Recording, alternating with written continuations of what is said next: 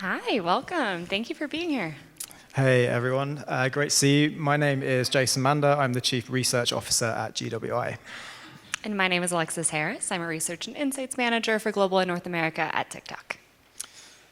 All right, in today's session, first up, we're going to talk a little bit about GWI Moments, kind of level setting why we really wanted to introduce that this year as a big part of our partnership.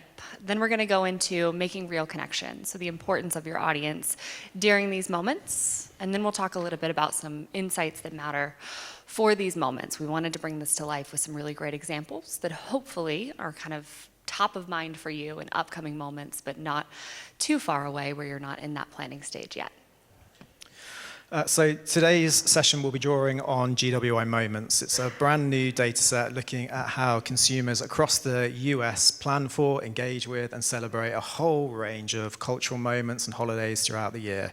Everything from the Super Bowl to Eid to Hanukkah to Thanksgiving to Black Friday and a whole host of things in between. We've been speaking to 6,000 folks across the US each time we go to field, asking them which events they're planning to celebrate, how they're going to do it, how they want brands to show up, and we're looking at what that means for brand comms as a result. We also speak to them before and after the event so we can see how their intentions turned into reality. And Alexis, I think that sort of data was quite appealing for TikTok, right? Yeah, absolutely. So one of our biggest challenges when it comes to moments is how can we provide timely updates for all of our advertisers when they're in this peak planning stage? We know that timing is one of the first things people are thinking about for these moments. So with GWI, we were able to look and see, on a rolling basis, what are the upcoming moments? Is there any change? Is there any nuance this year for how you should be approaching them? And that was one of our most exciting points for why we wanted to start providing this for our advertisers. Before we get into 3 moments where we're going to showcase exactly how you can take advantage of the data to hit the right messaging to the right groups, I think it's worth saying a little bit about identity in America because it's kind of frames some of the stuff that we're going to talk about. Because after all, getting the right messaging is not just about the right timing. Sure, that matters, but you've got to understand what consumers themselves are looking for. Now, there is a lot on this slide, and you have to imagine that I was expecting a bigger screen when we put it together. So bear with me, I'm going to try and talk you through it. We asked consumers across the US how they would define themselves. We gave a list of 25 different things and said, in person and online, which things do you think most define you? On the left-hand side, you're seeing what they said in person. And the thing that really strikes me there is how relatively low down the list things like age and gender come. Age and gender are the hallmarks of all targeting, usually. Yet from the consumer's perspective, they're not as important as certain other things. Now, of course, we shouldn't be naive. Just because consumers don't think age and gender influence them, it doesn't mean they don't. In many contexts, there's few greater determinants of how someone will behave than their age. But even so, if we're thinking about messaging and how that messaging needs to land with consumers, it is important to think how they define themselves. And so I would say it is very crucial that things like values, beliefs, hobbies, interests all outrank age, gender, and some of the other basic demos. The other thing that stands out is how things shift as you move from in-person to online. So the right-hand column on that slide is what people think defines themselves online. And what you can see is some of the things that are a little harder to manage in person, like background, education, upbringing, they shift down the list, because online it is a little bit easier to manage those parts of your persona. What shifts up are things like media and entertainment preferences, and crucially, hobbies and interests goes right to the top of the list. So when we're online, it really is the things we choose to watch, the things we choose to consume, and the things that are interesting to us that we think define ourselves. And so as we go throughout this session, thinking about how to speak to people in the right way around certain holidays and cultural moments, understanding that age and gender are not the defining factors, and people's hobbies and interests are more important to them, really does matter. Alexis, I think you want to say a little bit about how that shows up on TikTok. Yeah, absolutely. I think when we first saw that, interest was one of the number one things for online identity, that really came as no surprise to us, because we've been talking about TikTok moving culture for the past few years. We started to see some early indicators in our research in 2020 that all of this trending content on TikTok was really moving culture forward, and that was changing the way we were looking at moments. So moments were showing up a whole lot differently on our platform because of the way people were really coming into them. So there's a lot more nuance nuance in the culture of a moment and how that kind of manifests on TikTok. First up, we see that TikTok is really the #1 service where social and video platforms are finding, new cultural trends. There's also a lot of cultural relevance on our platform. It's something I'd like to introduce as being a part of every conversation about moments, is to first up look at cultural relevance. So I know for about the last month and a half, we've been holding space on TikTok, a lot of wicked content. I will never look at green and pink the same ever again. And that's something where we see a brand and really a movie creating their own moment on the platform that so many people were getting involved in. Brands were getting involved, all from a movie launch. So we see that being really prevalent, is that cultural relevance is now driving these moments. Now also, moments are mattering a little bit more on TikTok.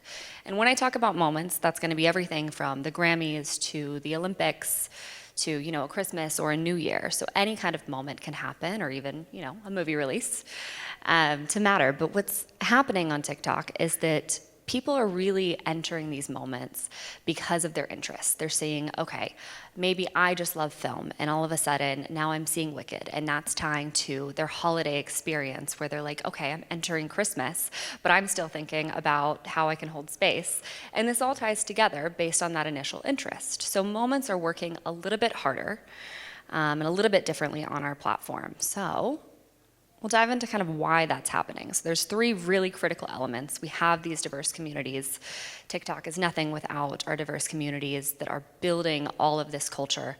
So when it comes to these moments, the resonance is so much higher because people feel really tied to each moment. Then you have all of this cultural influence because of the way TikTok has driven culture over the past few years, that it's not just showing up on our platform, it's showing up in every kind of conversation you're having, whether that be on a normal TV channel or if you're seeing, listening to radio content, anything. So much opportunity for that to kind of continue to be influential in other areas. Then last up, we see this creative engagement. So because TikTok users are so engaged on their platform, anybody can be a creator. We're really encouraging users as well to be able to create their own content. So that's leading to further engagement during these moments. So these 3 things tie together, and that's why you will continue to hear me say forever that moments matter more on TikTok. Now, how we kind of get to this point is through a different lens of discovery that's happening. So 80% of TikTok users really feel that TikTok is connecting them with people from different backgrounds and different cultures. But then there's also this concept that people are being introduced to new moments as well. So 72% of TikTok users say they have learned about different cultures from TikTok. I always think of this in the context of I don't celebrate or I don't observe Ramadan, but every year when Ramadan rolls around, I love to watch the content that's happening on the platform. I'll get recipe ideas, I'll see people, enjoying time with their family at the end of the day, and I just love it. I think it's so much fun to kind of tune in on a daily basis for 40 days and see what's happening. So that's showing up in all kinds of areas where people are celebrating, there's learning about different moments outside of their own, but at the end of the day, I still see that recipe content, and that's still an opportunity for me to kind of see branded content in these moments as well.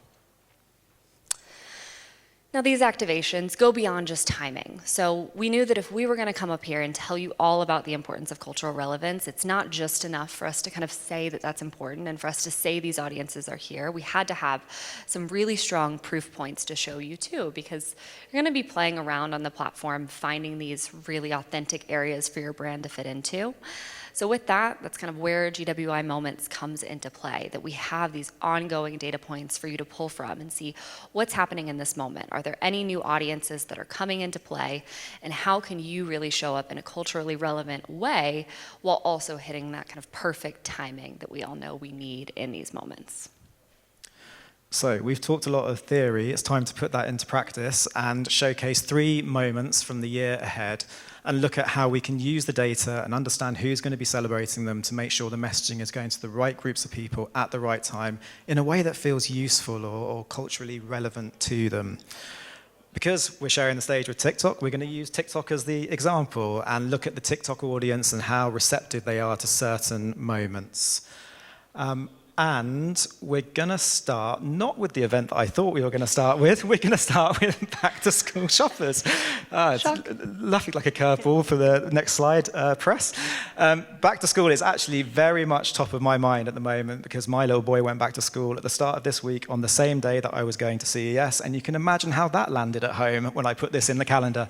So yes, back-to-school shopping, it's a relatively small event in terms of the numbers participating. 1 in 5 on the TikTok platform will be back to school shopping, but you can see if your eyesight is very good that puts them significantly ahead of average. Your TikTok audience are 40% more likely than the average American to be engaging with with back to school shopping.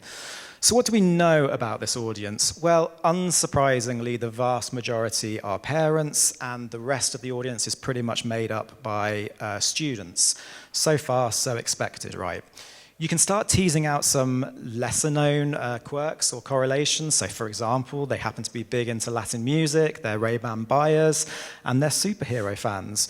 But where the data starts to get interesting is when you break it into different cohorts. So we can see, for example, that the younger the child you're doing back-to-school shopping for, the more excited you are about it. As your child ages, the more it becomes a mundane, chore-based activity. And wow, I can attest to that personally. So already that starts to inform your messaging. We can also see that the people with younger children are more likely to hold out for last-minute deals. They'll get some of the essentials early on, but some of the other items, the more discretionary ones, they'll hold out and look for deals. So you can imagine how you can start filtering your messaging differently to parents of different ages of children. We also see in the back-to-school space that 10% say they're going to buy everything online, 20% say they're going to buy everything in-store. The other 70% are open to a mix. So if you're fighting for attention, you're isolating that target audience, and you know if you're trying to entice them in-store or online, which messages to dial up or dial down. We also know that planning is big for back-to-school shopping. More than any other event, the vast majority of people who are going to participate in it are looking to start participating more than a month before. Just 2% of back-to-school shoppers will not plan at all. The vast majority will be in market at least a month in advance. And that gives you opportunities to start those campaigns and those messages probably a little bit earlier than you might expect. And I think that shows up on TikTok itself, right? Yeah, absolutely. I love when that happens. I love that synergy there, that we see some of our core hashtags that show up for back to school are, not a lot of shock, but hashtag back to school. And these hashtags are 2.9 times more likely to show up in the time leading up to that. So no surprise to me that, parents are pretty good with the planning, but we see loads of content come up in advance of back to school. I know my only children are of the fluffy 4-legged variety, but every time back to school content starts popping up on my feed, I want to go buy a new planner and color code everything in my life. So again, another opportunity is you might not necessarily fit in these exact areas, but it really starts to permeate like all of the content that we're seeing. You can do my back to school shopping if you want. I'd love a hand with I'll it. assist. So if you're going to be targeting on social, it's important to understand why that audience is on social in the first place. So if we think about back-to-school shopping, yes, the majority or the most common reason is to find the best deals and prices, as you might expect. But about half of the back-to-school audience are looking for content or useful tips. And as you can see on screen, about a third are using social media to create wish lists of the things that they need. As we age up and look at students themselves, there are also other opportunities that emerge. So among the Gen Z students who are planning their back-to-school shopping, then they're in the market for things like cosmetics, skincare. It's all about the new look as they go back. And again, I think you see that coming through on TikTok. Oh, we haven't got the slide for it, though. Okay, there's something interesting going on with our slide deck. Back to school shopping was the first event that we're focusing on. The second is Mother's Day, a much more what you might call mainstream event. 3/4 of the audience on TikTok will be celebrating it. Fairly equal gender split, as you might expect. And also, given the demographics of participating in Mother's Day, the majority of people who will be doing shopping for it are in the younger age groups. So Gen Z and millennials make up the bulk of people who are shopping around for Mother's Day. Some of the unexpected things, we have Deezer users, K-pop fans. Who knew that Mother's Day buyers were also big into role-playing games? That's one of the beautiful correlations that comes out of the data. But the age thing is the one that really stood out to us. And it's not just that this audience, this young audience, is buying for their own mothers, but as demographics change and people start aging up, more and more of Gen Z are mothers themselves. In fact, in the last 5 years, we've seen the number of Gen Z women who are mothers themselves grow from 9% up to 23%, a whopping 153% increase. Why is that important? Well, as these younger groups start celebrating Mother's Day, it becomes an increasingly digital event. Think TikTok mom content. And we know from our data that Gen Z mothers are the most likely, more than any other audience, around Mother's Day to be doing things like decorating their houses, exchanging gifts, baking, hosting events. So again, lots of nice opportunities to serve content or messaging that can speak to what they're looking for in a way that would actually help them and add value. And we're also seeing them get more diverse, aren't we? Yeah, absolutely. Seeing a little bit of real life kind of pop up on the screen as well, or the small screen for us. We see that 82% of LGBTQIA+ say they celebrate Mother's Day, as well as 76% of single parents are saying that they celebrate Mother's Day. So really seeing a lot more diversification of this audience, but also the way people are really living is showcasing in this content that's popping up. Now here we also see a little bit of a pre-planning element as well when we look at how this shows up on platform. Once again, most of the major hashtags that are being used around Mother's Day are coming to light before the event. We're also seeing kind of a wider range of hashtags being used in this space. So it could be, everything from a Mother's Day gift to like a mother's daughter. People start sharing a lot of stories. There becomes a lot of really personal connection with creators on the platform around this time. So once again, some kind of nuance where you see really interesting storytelling coming through from creators that can also help tell this broader picture of how people are celebrating and observing Mother's Day. Planning is big for Mother's Day as well, not quite as much as back to school, and there are unbelievably 11% of people who say they started the day before Mother's Day in terms of their planning. I bet their mothers were thrilled with the gifts that they got. But again, at least a quarter of this audience are starting a month out. So again, an opportunity to be speaking to them probably earlier than you expected.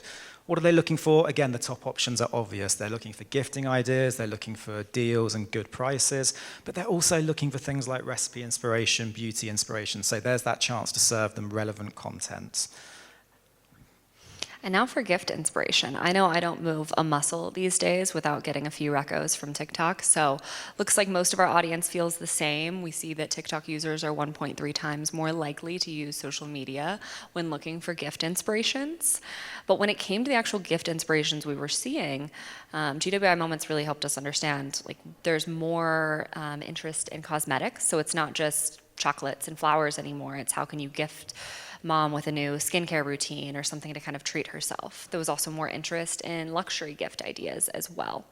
So a lot of overlap in different categories here. And I think to the point when we play around with some of these other indices that we're seeing of there's so much nuance and so much variety of things that your mom might like. Why not play around with some of those and find some really interesting gift ideas that fit outside of the normal red roses? So we've done back to school, we've done Mother's Day. The one that we're going to close with is Pride, one that's very close to my heart. It's one of the smaller events in our study. Just 13% say that they're planning on participating in it. Some context for that, obviously we're quite far out from Pride, and we're not talking about celebrating it or supporting it, we're actually talking in participating in it, so turning up to a parade, participating in an event. You can see that although only 13% of TikTokers are planning to do that, that puts them significantly ahead of the average, 60% more likely than the typical American to be taking part. What do we know about the Pride audience? Well, apparently they are hip-hop listeners, they are Five Guys customers, and they are Discord users. I can tell you one of those three things is true about me, and I'm not going to tell you which. But the thing that really stood out is that half of this audience identify as straight. So if you're looking for evidence of allyship or a good place to start conversations around allyship, the audience looking to celebrate Pride on TikTok are an excellent place to start.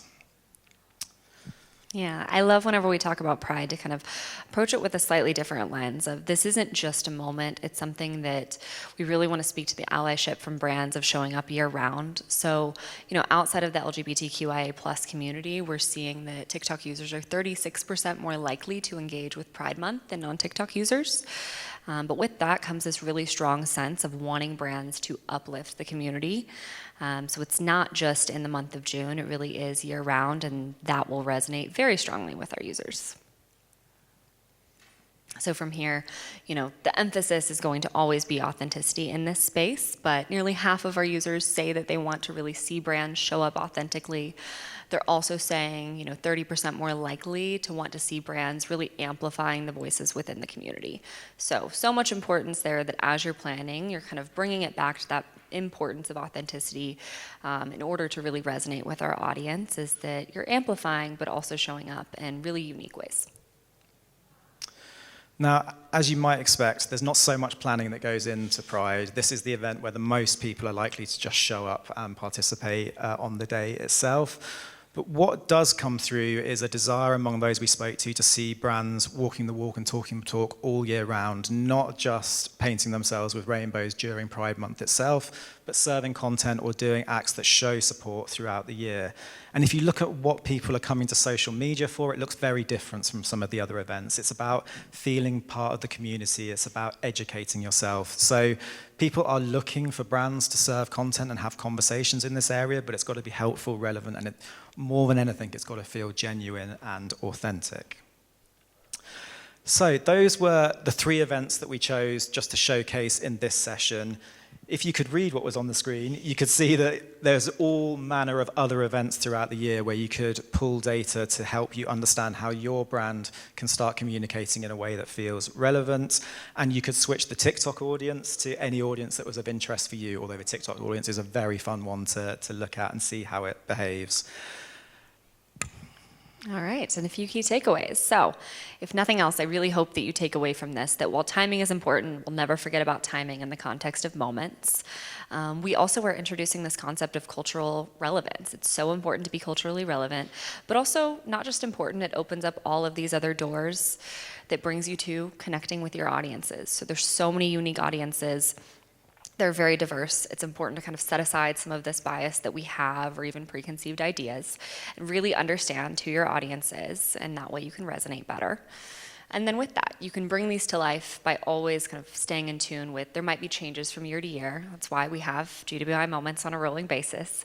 So as these things change, kind of understanding what the nuance might be that year and how you can show up authentically on the platform year round.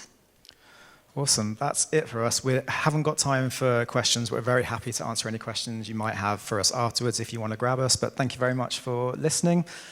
And yeah, Yes. thanks. Thank you so much. Appreciate it.